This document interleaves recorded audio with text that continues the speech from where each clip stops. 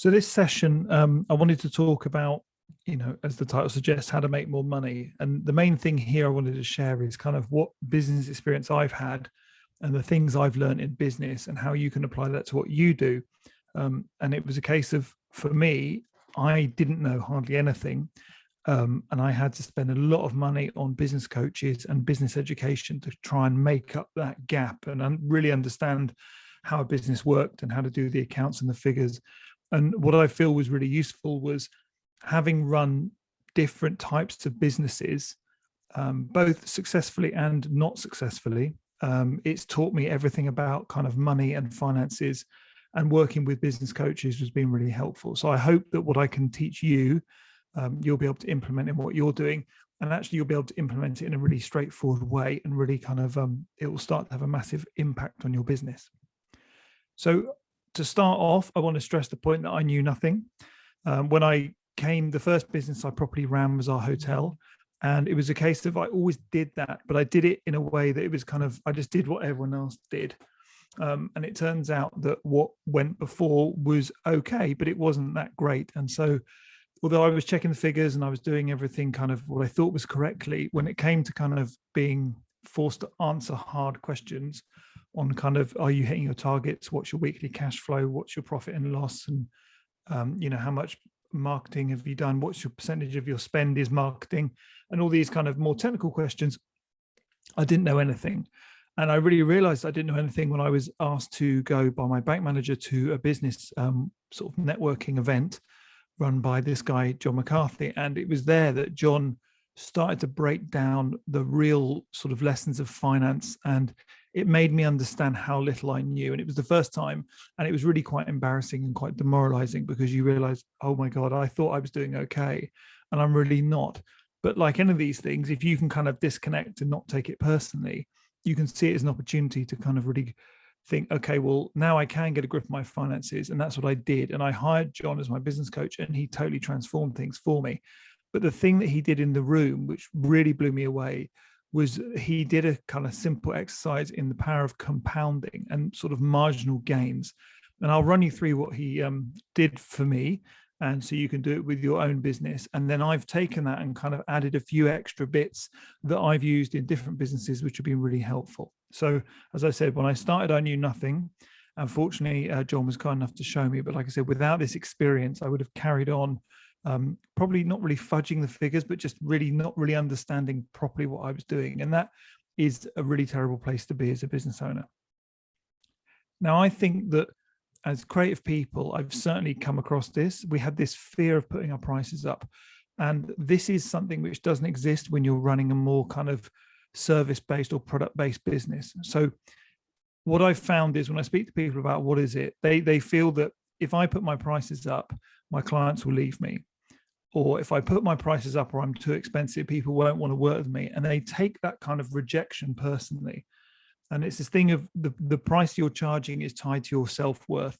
And that's a bit of a concern, because coming at it from the other point of view, so as a hotel owner, if you came to me with a website and said, this is how much it costs, I can say, well, no, I can't afford that. And I'll just say, no, I'm not going to pay that. I'm sorry, but thank you. Now, if you take that really badly and really upset because you think I don't want to work with you, you'd be completely wrong. The reality is that I have an allocated budget, and there are lots of things I need to spend money on, such as repairs, staff, inventory, that are probably more important than a website. So it's really important to understand that the kind of what the client is saying to us and what we're thinking in our head don't always tally. And this pressure to kind of raise our rates and the kind of potential pushback that comes with that is probably why we don't do it enough. But this fear is holding us back. And as I said, in a normal business, you would accept it if they put their prices up because you're aware of inflation. And if you're running a business, you have to put your prices up because everyone else is going to. So again, if I'm working at a restaurant or I'm running a salon or a hotel or any business, my bills have all gone up on the previous year. There's all your heating and utility and water bills, you tend to go up over time. Your phone bill goes up, your staff wages go up, your cost of produce goes up, everything goes up. It's normal. So if I don't put my prices up, then basically all of those additional costs are eating into my profit.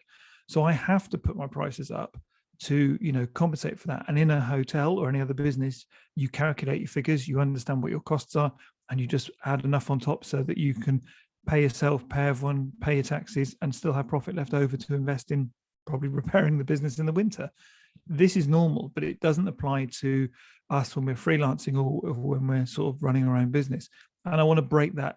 I want to shatter that myth, because the sooner we overcome that, the easier things get. But because I understand how difficult this is going to be, I wanted to give you a load of ways that you could make more money in your business that don't involve just putting your rates up arbitrarily, because that can feel uncomfortable. So I wanted to raise this sort of point early and explain the theory of marginal gains to you. Now, the aggregation of marginal gains is this theory that if you make small little changes, that together they make a big difference. And over time, if you are constantly making these improvements, you'll see that they will start to compound each other, and they will on top of each other, and they will accelerate, and you'll do really well from it. We've all heard people talking about investing and how to do it over and to think long term. It's the same sort of principle. But to illustrate my point, I wanted to use Dave Brailsford as the example. He was the Great Britain Olympic cyclist, sort of coach, manager, head guy. And when he was brought in, the British cycling team hadn't done very well at all. And it's his job was like, look, we really need to improve. We need to kind of, totally change what we're doing so we can win more prizes. Now, when it comes to any sport, the ones at the top, there is probably not much in it. Usually it's a mental game, but usually most people are physically fit, they're healthy, they're strong, they've been competing for years. And so you really have to search hard to find what the competitive advantage is. And particularly with like national and international sports, you can't sign new players because you're stuck with the ones you've got based on where they were born. So what he was starting to do was going, okay, where are the small little improvements that we can make, but make them across everything, that when combined will make a bigger improvement in our performance? And these tiny kind of 1% improvements were what he was looking for.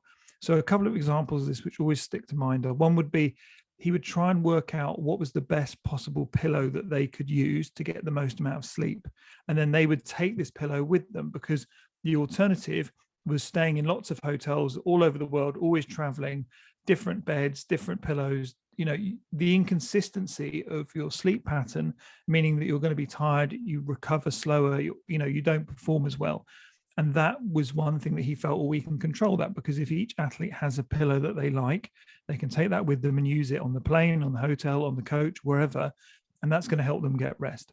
Another thing was to teach them how to wash their hands properly so that they wouldn't pick up bacterial infections or viruses. Again, small differences, but together they make a massive impact. And as you can see from here, they went from only winning 2 bronze medals in the 1996 Atlanta Olympics to moving up. And by the time there was at London 2012, they'd managed to win a whopping 8 gold medals, 2 silvers, 2 bronzes, and then a further 6 gold, 4 silvers, and 1 bronze in Rio. So there was a real noticeable effect. And this is the same sort of principle I want you to think about when you're applying it to your own business. This is how this works. There is no kind of magic formula as such, but this is the kind of compounding maths that we can take advantage of. So in this example, and you might need to rewatch this because it does take a while to kick in, but I'm going to give you an example of a typical, business and all the main factors that we can influence and we can improve upon in order to make more money. So if we look at year 1 in this typical business, now I've chosen these figures because it's easy in my head to do the maths, but let's imagine this is a small 1 to 3 person design agency that does a range of kind of websites and branding projects, for argument's sake. In year 1, we've got here, so they want to get leads. Now, leads, as I'll go on to explain, are the number of people who are potentially interested in working with you. They will have signed up for something on your website. They would have sent you a DM, maybe given you a phone call. Those are people who haven't yet become customers, but they're interested in possibly becoming a customer. So in this example, they've had 100 of those people over the year inquire about doing business with them.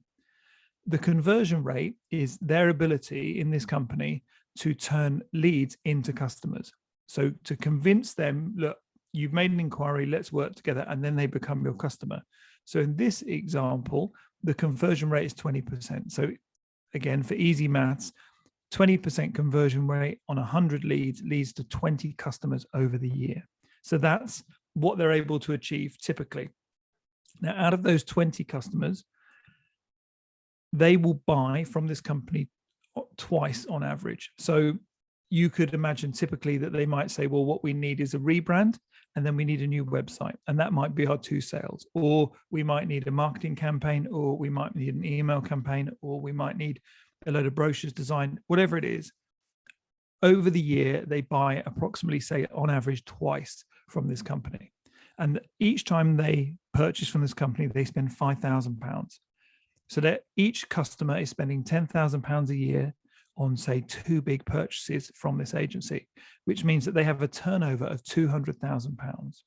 Now, obviously, once you've got your turnover, which is the money coming in, you need to work out what your margin is. And your margin is your costs and then your profit. So if we take away all of our costs, what we're left over with is our profit. So if our margin is 50%, that means 50% of that is costs, which means that the rest is profit. So in this case, £100,000 is all costs, and then £100,000 is profit. So in that year, they're making £100,000 profit. So that's the benchmark. Now, what I'm saying is we want to take this agency and we want to make little improvements so we can improve their profit at the end of the year. And this is how we do it. So in year 2, we're going to focus on a couple of 10% increases across the board. So when it comes to leads, we're going to go, can you increase the number of leads coming into your business by 10%? So now, instead of the 100 leads you had last year, you're now getting 110 leads. For a lot of people, this is quite easy. That's only an extra 10 inquiries across the entire year. So I think that's fully doable. So that would be the first thing. And then again, if we look at improvements, can we improve our conversion rate by 10%? So now we're converting 22% of those 110 leads, which would give us 24 customers. So we had 20 last year. We've now got 24 customers, so 4 more customers. So that those 2 small changes have brought us 4 new customers, which is a good start. Where we're dealing with those customers, can we get another 10% increase in the number of times on average that they buy from us? So if it's 2 sales last year, it's now 2.2.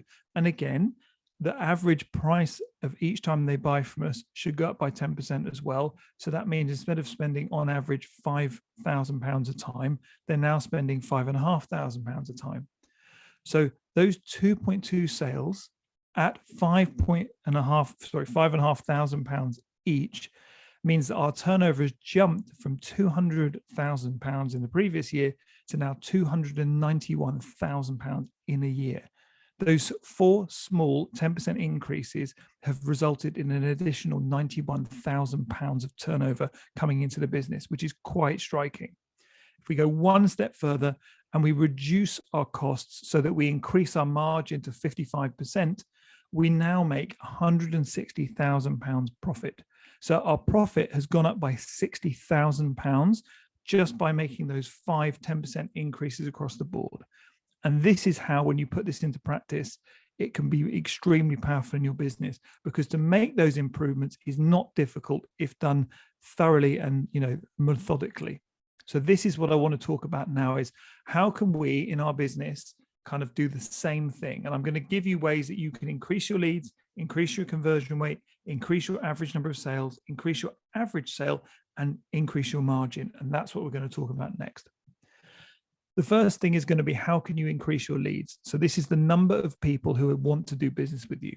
The easy thing is always going to be, do more advertising and marketing. Know where your leads are coming from, which might be, a combination here. Ask for referrals. So I would say with those first 3 is going to be like, if, for example, you do more advertising and marketing in certain places and that brings you customers, that's fantastic. Also, asking for referrals will bring you customers, and also the best kind of customers, because they will be pre-qualified, they'll be sold in, they'll be easier to convince to become customers. So that's always a really good way to start. You can imagine there, as we said previously, if they had 20 happy clients the previous year, if they asked all 20 clients, do you know one person who might want to work with us? They would easily hit the additional 4 clients without any problem. So referrals are a big one. You could go to networking events within influential circles. So by this, I mean being strategic about where you're seen and with whom, and the type of events you attend, so that you know that you're getting the right clients for the right price. So networking is always a big one when done properly. PR articles and award wins is also important. And with this, I mean, if you've won awards, you've received qualifications, or you've done something like that, doing PR about that is going to be great, because it's going to raise awareness, it's going to make you look better, and then you can really kind of, again, that's going to draw in people who are going to be interested in working with you. Creating a lead magnet or some sort of white paper or report, again, that would be a kind of mini sales funnel where I create something which my audience wants to download, which is going to give them tremendous value. And I know already, because they've downloaded it, that they're interested in possibly working with me. And now I've got their email address, so now I can market them.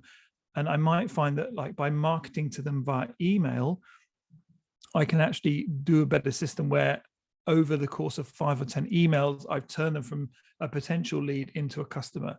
And if that's automated, it's happening without me. So that is always a good thing to kind of consider implementing. And the final bit is create some videos explaining what you do, why they should pick you, and also maybe even doing testimonials with clients. All of these things are all simple things to implement in your business, but together, combined, will always increase the number of leads coming into your business. Next up is, if we get more leads into our business, we need to get better at converting those leads and sort of closing the sale. Now, depending on what you do, it's not always possible to be the person closing the sale. So we need to think about, well, ideally, we should be giving the people who are interested in working with us enough confidence that they would actually consider working with us without having to speak to us. So this is where you're going to want to sort of do additional marketing and put things on your website to provide reassurance. An FAQ section on your website is the first place to start, because that will address any concerns or questions they might have, and is fairly timeless.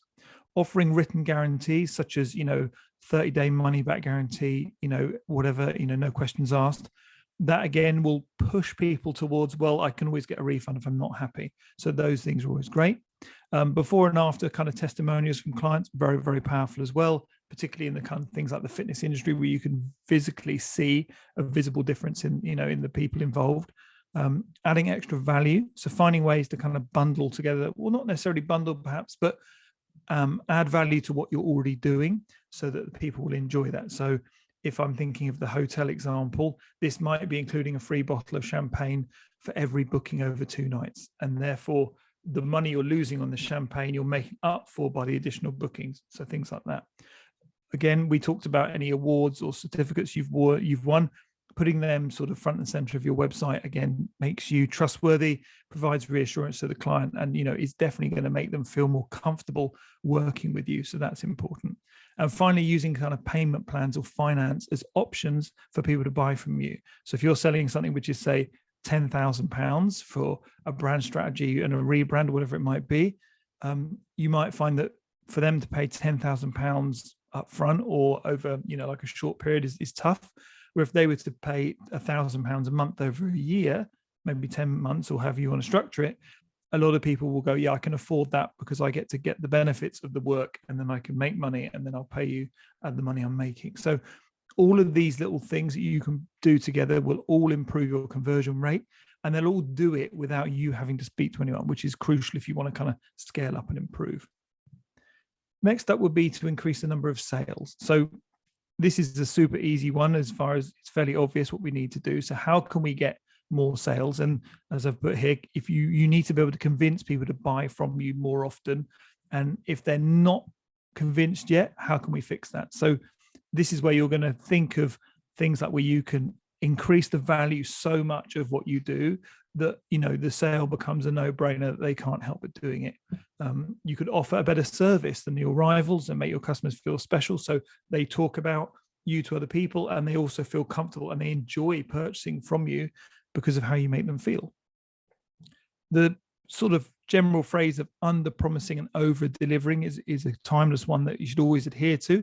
And this is where you're going to be maintaining high quality standards in whatever you do. And as you do that, you're going to be anticipating what clients need. And a good mentality to think there is to think like a hotel, and really go above and beyond when it comes to making customers feel special, because not enough people do it. And if you do that, you're going to stand out, which again leads into the next point, which is to streamline your service so that you can deliver quality consistently. That's the other big one. If you get good at delivering a fantastic service, developing that so it can be outsourced to anyone else, so you can oversee the quality and sort of ramp up where you can have maximum impact, that's very, very good as well. Keeping in regular contact with customers so that you can let them know that you appreciate them is another good way of, increasing trust and building relationships.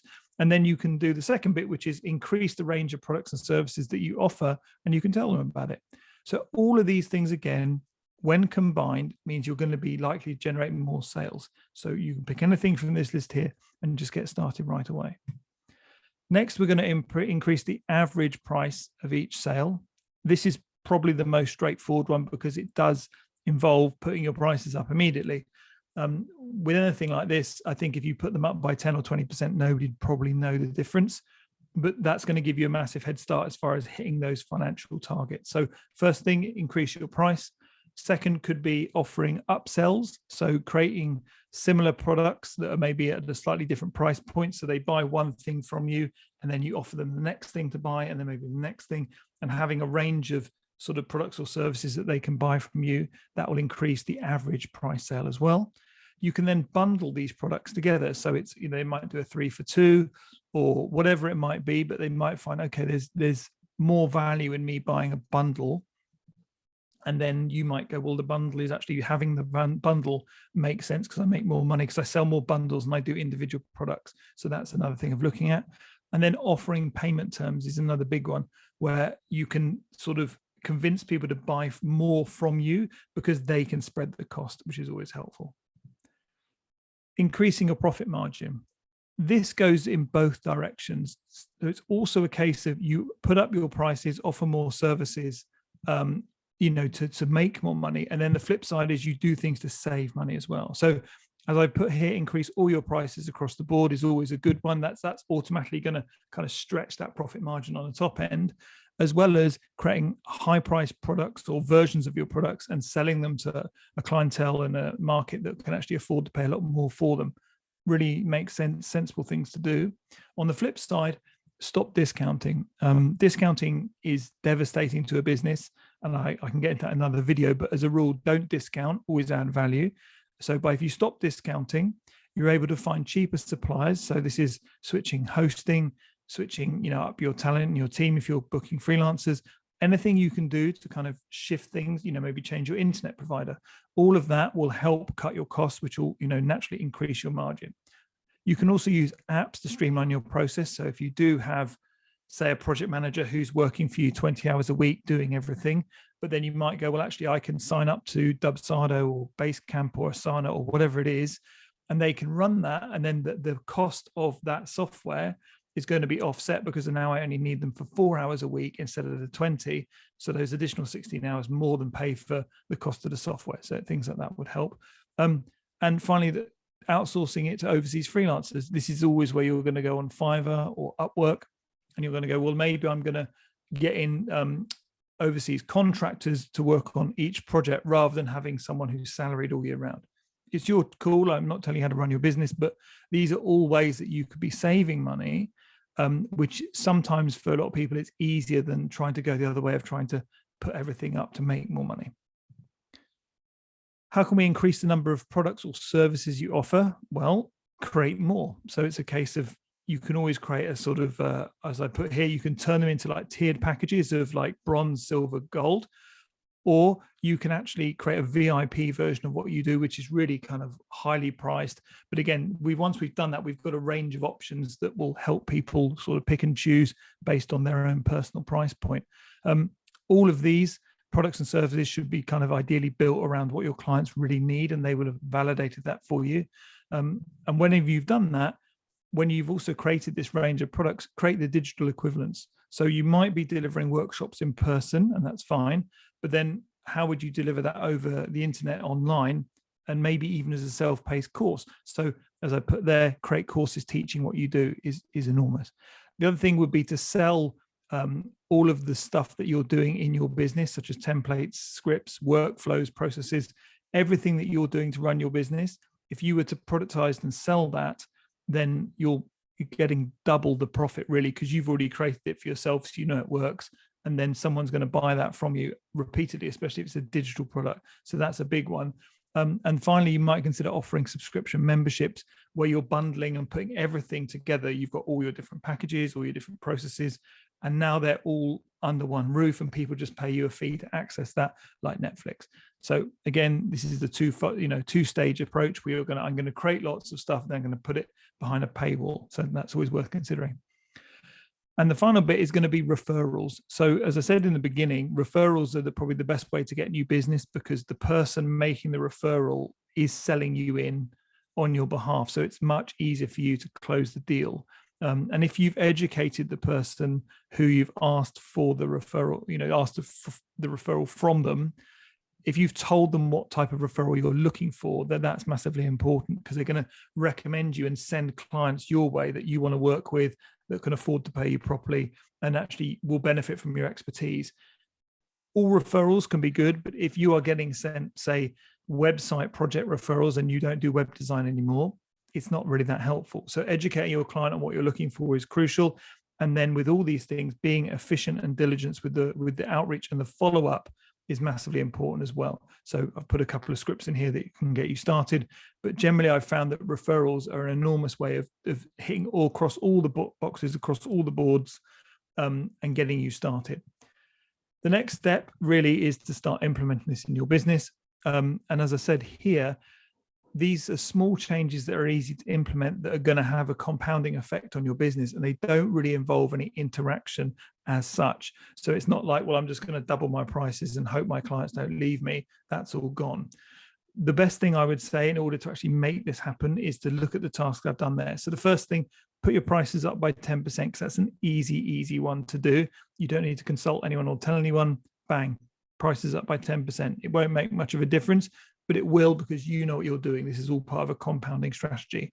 Then pick one thing from each of the things I listed and do that.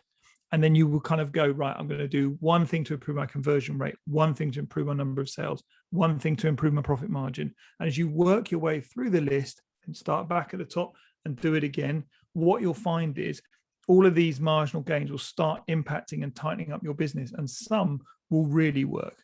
So that's when you kind of go, okay, if I keep repeating this cycle, my business is going to get so profitable. And the whole time I'm just in more control. I understand my business and I'm not having any pushback or conflict from my clients, because they're not really going to notice how much I'm putting it up, but I'm still delivering an excellent service, and that's fine. So that's it. This is the best way to do it, how to make more money. And this is the way that I've done it in multiple businesses. It's all worked for me. If you don't believe me, you can go back to the original exercise, put in your figures, do it again, and you'll be blown away. And as I said, the most important thing about this is a kind of classic introvert's way of doing it, where you don't have to get into kind of conversations around pricing or what are you doing. You can be working on all of these changes in your own time, knowing that if I'm just consistent and I do what's on the list, it's all going to be complementing each other and helping me in my business. And that for me is the perfect way to kind of make more money in your business without being reliant on just simply putting your prices up and then just waiting for the backlash. I hope you found that helpful. As always, you can reach out to me online, join the group. If you search Thaducation in Facebook, you'll find the group in there. The best thing to do is go to thaducation.com, sign up for the newsletter where I share stuff like this regularly. And you can always DM me on Instagram at Thaducation. I'm happy to answer all your questions. Thank you.